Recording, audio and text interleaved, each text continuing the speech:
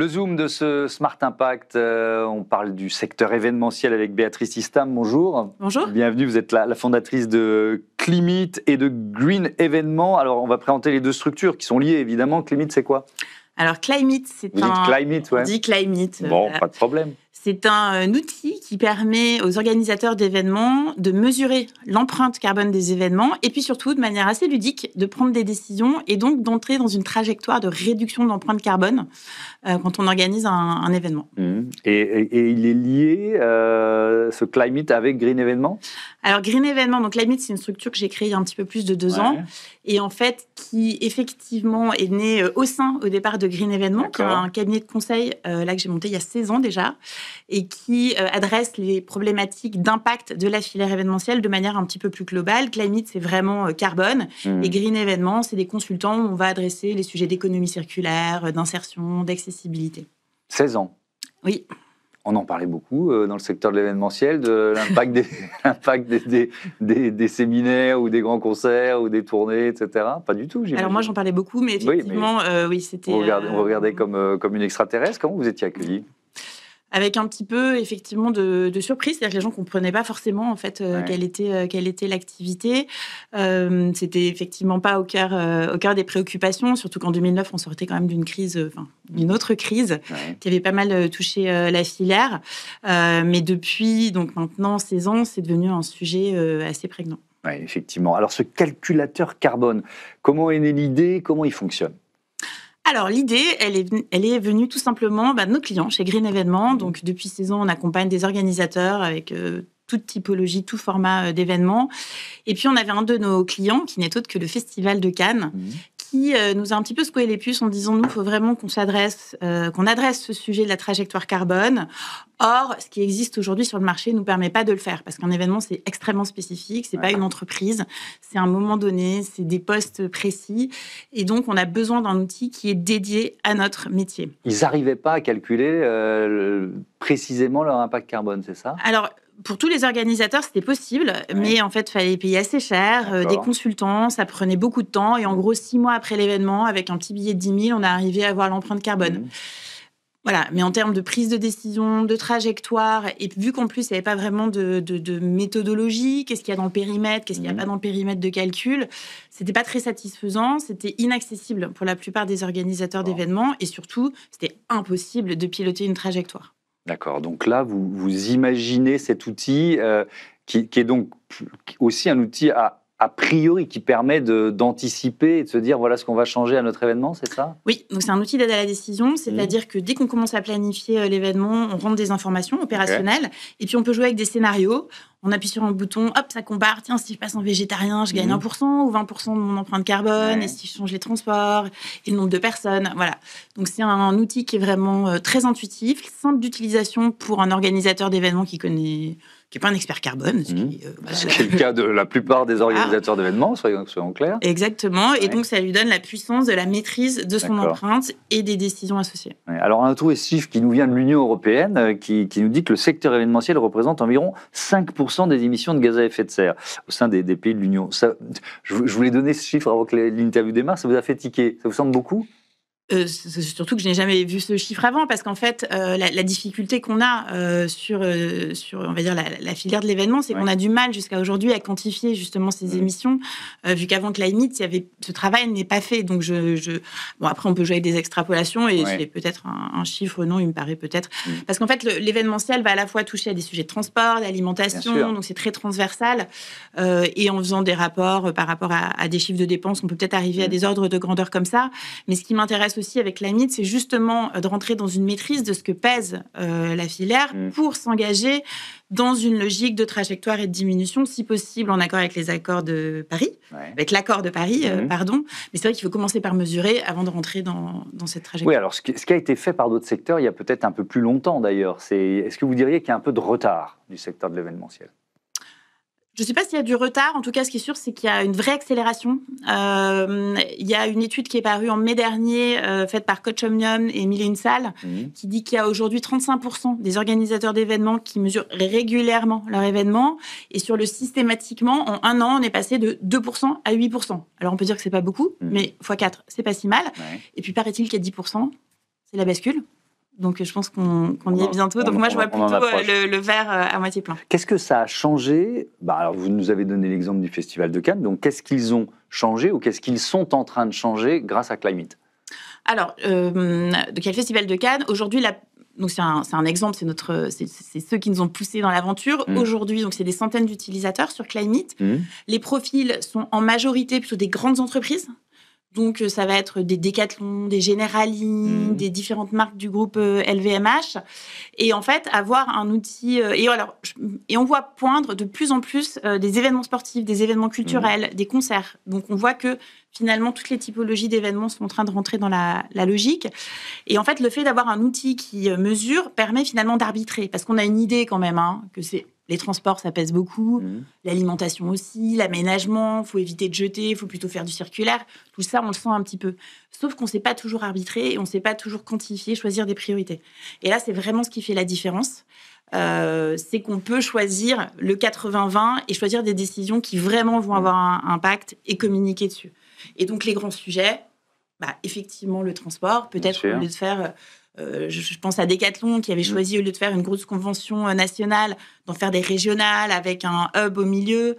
Il y a tout le sujet, bien sûr, de l'alimentation. On est de plus en plus sur l'alimentation un peu plus végétale. Ça a un énorme impact, mais c'est mieux de le savoir factuellement. Sur tous les sujets d'aménagement, dès qu'on est sur de la réutilisation, de la location, l'impact, il est énorme. On peut baisser de plus de 50% sur un poste les émissions carbone, etc., etc. Et ça dépend de la... Parce que là, vous nous parlez de grands groupes qui organisent des séminaires, des conventions annuelles ou du Festival de Cannes. Mais je pense au sport, par exemple, parce que c'est presque consubstantiel. Organiser un grand événement sportif, une Coupe du Monde, c'est faire venir des spectateurs de partout sur la planète qui, le plus souvent, prennent l'avion. Donc, il y a une limite, finalement, à ce qu'on peut transformer, sauf à changer carrément la façon d'organiser des grands événements. On pourrait penser aussi aux tournées, par exemple, des grands groupes de musique planétaire. Il y a un moment où ça met en question l'existence même de ces événements. Vous voyez ce que je veux dire ? Très bien, bien sûr. C'est un sujet d'ailleurs, c'est pour ça que pendant un certain nombre d'années, c'était un petit peu tabou. Mon Dieu, on va s'apercevoir qu'on fait déplacer des gens. Effectivement, au bout d'un moment, il y a des émissions effectivement liées au déplacement, etc., sur lesquelles on ne va pas pouvoir jouer. Maintenant, ce qu'on dit aux organisateurs, c'est que pour être dans la logique des accords de Paris et dans les trajectoires qui permettent de garder une terre vivable, on parle de 5 à 10% de diminution des émissions par an. C'est tout à fait jouable, même sur des événements internationaux. On travaille beaucoup avec des salons, c'est aussi un sujet. Bien sûr, un salon, il a de la valeur parce qu'il y a des gens qui se déplacent et qui viennent de loin. Et donc, en faisant ce travail, on arrive franchement à rentrer sur ces sujets de diminution qui ne vont pas être de 50% ou 100% d'émissions, mais quand même les 5, 10, 15, 20%, ils sont facilement atteignables. Oui, mais pardon, je vous interromps parce que on passe à des menus végétariens et c'est très bien. L'impact, il ne va pas être si important par rapport à la quantité de spectateurs qu'on fait venir d'un peu partout sur la planète. C'est pour ça qu'il y a des organisateurs... C'est pas parce que la Coupe du Monde met du vegan, de foot mettra du vegan dans toutes ses buvettes que son bilan va d'un seul coup s'améliorer. Vous voyez ce que je veux dire ? Alors, 2 réactions par rapport à ça. La première, c'est qu'effectivement, et c'est vrai pour toute activité, avant de la décarboner, il faut se poser la question, est-ce qu'elle sert à quelque chose ? Voilà. Moi, aujourd'hui, si je travaille là-dessus depuis 16 ans, c'est parce que je suis convaincue que la rencontre humaine, ces grandes manifestations, elles ont beaucoup de sens. Moi, je suis fan de sport, j'ai envie que ça continue, ces événements. Elles ont beaucoup de sens et on a envie que ça continue. Donc, si on donne une valeur sociale, de cohésion, d'échange entre les gens, etc., on se dit qu'il faut que ça continue et donc on essaie de faire mieux. Il y a bien sûr des difficultés, c'est le cas dès qu'on adresse la décarbonation.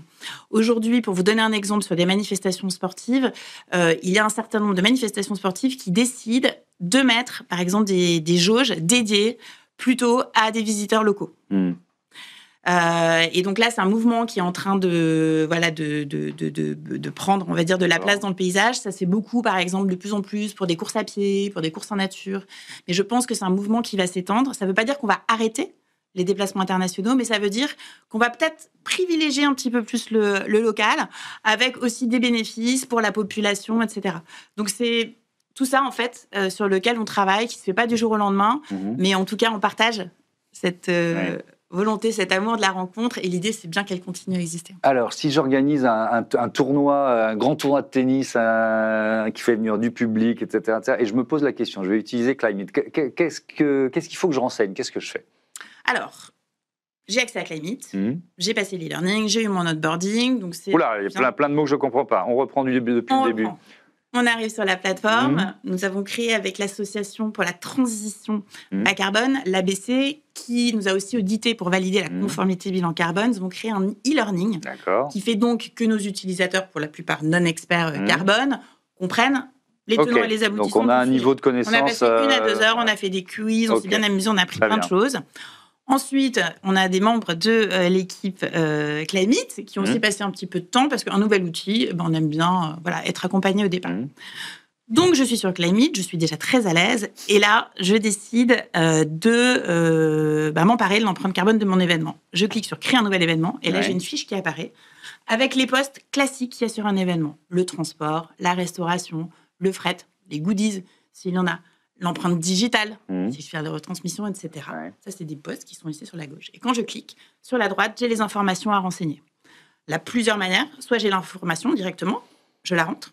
Soit je peux collaborer avec mes prestataires, par exemple, parce que l'événementiel, c'est aussi ça l'enjeu. Et le challenge, et la difficulté, et l'opportunité, c'est que c'est une chaîne de valeur avec plein de monde qui collabore. Donc, je peux collaborer en ligne. Et aussi, je peux aller récupérer de la donnée si elle existe parfois sur d'autres applications, puisqu'on a créé un système d'API qui fait qu'on évite à nos utilisateurs de passer du temps inutile. Par exemple, sur l'inscription des spectateurs, j'appuie sur un bouton, des spectateurs, des participants. Voilà.